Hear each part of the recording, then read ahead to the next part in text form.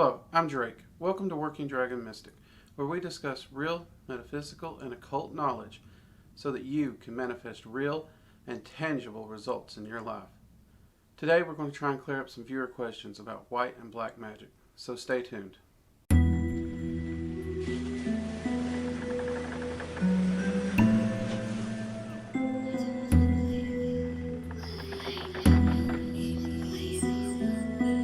Okay, so here we are. It's the end of the year. I think everybody's about holidayed out. We're getting raring up for New Year's. I've been getting a lot of viewer questions about white and black magic and how I view these things, since my practice comes from a more scientific, results-based format. And I would like to answer that. But first off, I also want to thank everyone for the wonderful year I've had doing this channel and providing this information. We just recently passed 300 subscribers in the first year. Now, to some people, that may seem like this channel's growing slow. But I've watched a lot of beginning occult channels, and occult channels really do tend to grow in spurts, and they really take a long time to gain some traction. So, to me, this is just mind-blowing, because it was like maybe 3 months ago we were at 80 subscribers, and these last 3 months everybody's just been jumping on board, asking questions, sending emails. And for those of you that's been joining us over on Twitch for the live streams, it's been great to hear from you live. That's been awesome. So I want to thank everyone for everything they've done to support this channel. And next year, I can't wait to see where this goes. I got a lot planned for next year, and I'm really looking forward to it. And honestly, a lot of the credit, if not most of it, goes to you all, because this is a lot of work, and if it wasn't for you all and your comments, your questions, and your encouragement to keep it up, I'm not sure if I would. I'm really not. As much as I want to share this information, and it is a love of passion, but keeping it as constant as I have, that is totally for you all. So thank you from the bottom of my heart on that one. Now, white magic and black magic. Well, honestly, the simple side of it is my main focus is on the energy and the results. Now, even the laws of magic talk about all things having one source.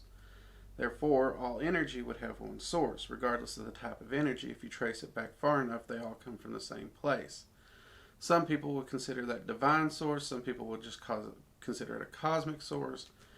Some people just consider it an energetic source. It has no intelligence. Everyone has their thoughts on what source may be.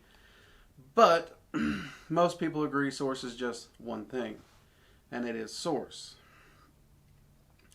So from that perspective, magic is the energy, and it's neither white nor black. It's a neutral energy. And honestly, that is kind of my viewpoint on magic. Magic itself isn't good. It isn't evil.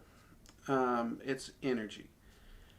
What we use it for, what our intent is, what the goals we seek out to attain, those are the things that have an alignment to them. For example, love spells. Love spells get a lot of hate because people say you're manipulating people's will. Well, there are love spells that do that. And if you're trying to subjugate and enslave someone to your will, for one, I'm against slavery. I'm against forcing your will onto another person. I'm very pro individual freedoms. So, to me, that kind of magic would be bad. But there are love spells that I deem okay. Doing love spells to attract love to you, to bring someone that is right for you, someone that can make you happy, these kind of things, to open up those doors. Those are great love spells to do, and I recommend those. Now, people talk about cursing. Sometimes a curse is deserved. Offensive magic is not always bad. Sometimes a person has to defend themselves, and they have to stand up for themselves. Not every occasion can be resolved without some form of conflict, and in those instances, offensive spells may be needed. And honestly, if you hang around enough spellcasters and somebody's got an ego and they feel they got something to prove, you might have to go on the offensive, because otherwise you're just going to continually be wasting all your energy on protective magics, and you're not ever going to be able to manifest any proactive. You're not going to be able to manifest anything to enhance your life, because all your energy is being burned away on defensive magics. These are the instances where I do think offensive magic is needed. Those instances are sad, but they are true. Now, that's not to say that every spellcaster out there is trying to harm you. In all honesty, very few do. It's just most people who have any real proficiency in magic, they really don't go out to curse and harm others. You do get a few little kids and everybody who's trying to poke around, and maybe they've played too much D&D or something, and they want to start trying to sling curses and fireballs and see how big and bad they can be. But those people either A, find out what magic really is and grow out of it usually, or they don't get the fix and the flashy results that they were expecting, and they just wander off and they're done with. So truly offensive, baneful magic casters are rare. They're out there, but they are rare. And it's good to know that good and evil isn't always as clean cut and dry as one might think. So when we talk about white and black magic, what magic is good, what magic is bad, my ultimate term is it's completely how we use it. You can use healing magic to cause suffering. You can.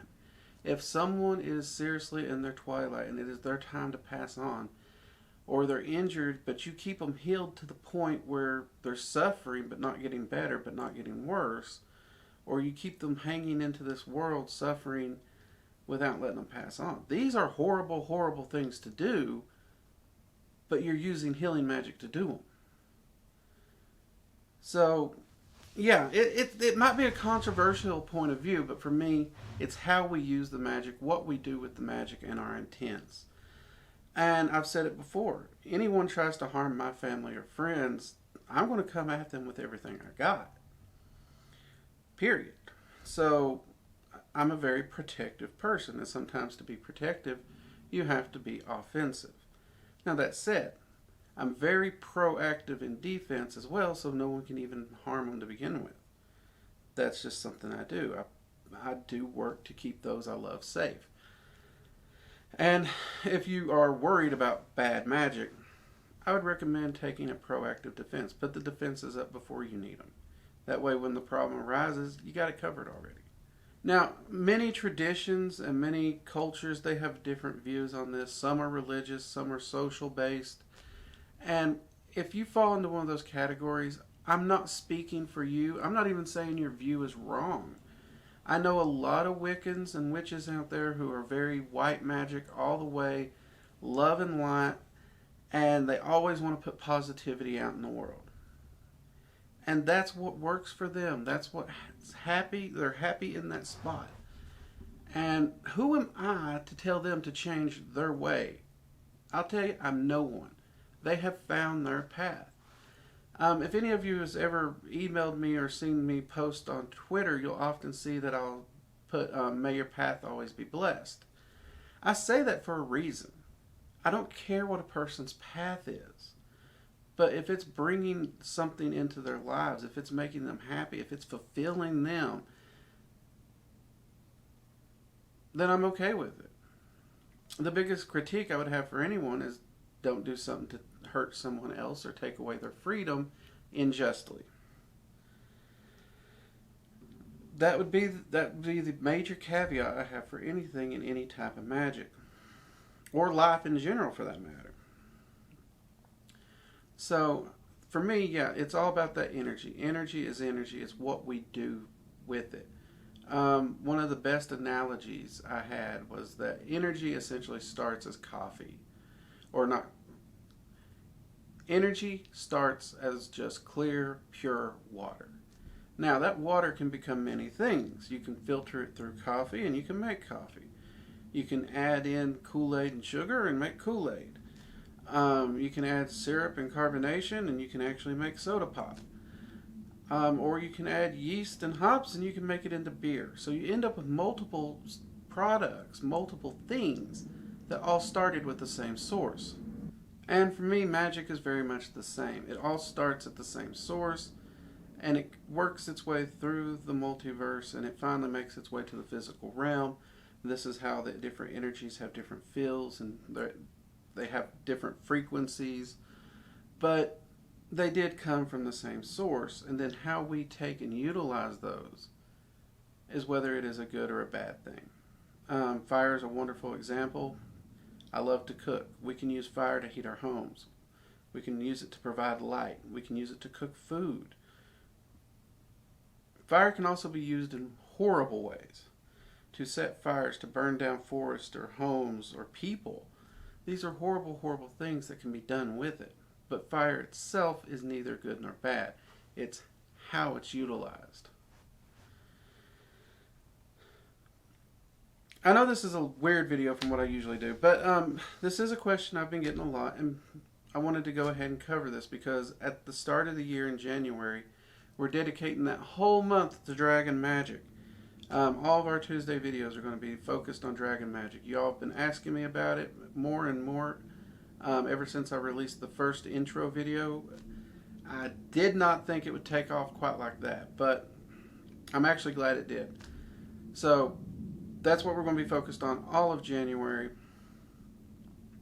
And our Friday short videos, we're going to continue. We'll probably have another mead video or two, so keep your eyes out for those.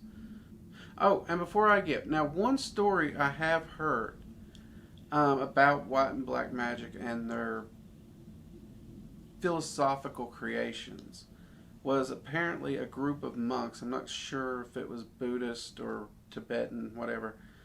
So I can't really say what monks it was. It's been so long, but they decided that ascent would require experience, or they decided that ascent would take a process. Now, half the monks thought one process would work. The other half thought another process would work. So they split into two ideologies. One ideology was basically denial of the physical world. You detach yourself from all the things of the physical world and you become selfless. You're giving, giving, giving, helping, helping, helping. You have no attachment. And because you have no attachment, you ascend to the higher realms. Because you got nothing to hold you back. Essentially. Now, I am paraphrasing this somewhat. The other group, however, they took the ideal that you weren't mean about it, but you went out into the world and you experienced everything. You indulged yourself to the complete, and the ideal was that you have so much abundance, everything in the material plane becomes boring, and you no longer desire it. Therefore, your desire drives you to the higher planes and you ascend because you've done everything here. So both of these were two ideologies that essentially went to the same goal. And one ideology, I was told, gave birth to what we know as the modern left or modern right-hand path, or white magic. And the other one gave rise to the modern ideology of the left-hand path and black magic. But even if that's true, I don't like how simplified and clean cut that it tries to make it. Because I know a lot of left-hand practitioners who are some of the most compassionate, caring healers I know. And if you didn't know their personal practice, you would swear they had to be right-hand path practitioners. And I know some right-hand practitioners who people can't stand them. They're awful people. So it goes both ways there, and you kind of got to be observant and see where it's going and see what the person's intentions is, watch their actions, see who they are as a true person. Because when it comes to magic, magic is neutral, honestly, to me. And a lot of people are starting to see the same viewpoint. We are hearing more and more about gray magic, which is kind of a blend of both, and it's considered more neutral. So perhaps that is the start of it. But yeah, for me, I do view magic as very, very neutral. What makes it white or black is definitely how the person uses it. Because you can use it for good or you can use it for bad. Um, so when you start your practice, try to keep that in mind. Magic is what you do with it and how you intend to use it. But you are held accountable for your actions in some shape, form, or fashion. So if you make a mistake, own up to it, work to correct it. Mistakes happen, they help us grow. But we should always, every day, wake up and strive to be the best person we can be and the best magical practitioners we can be. And strive to be better today than we were yesterday. Anyways, I know there's probably going to be a lot of people out there who disagree with me on my viewpoints on white and black magic. But for everyone who has been asking me, I thank you for your emails. I thank you for your support of the channel. And I thank you for the encouragement to keep the channel up and running. And I hope you enjoyed this video. Anyways, I'm Drake, and this has been Working Dragon Mystic. Y'all have a wonderful and happy New Year. I'll see you later. Bye-bye.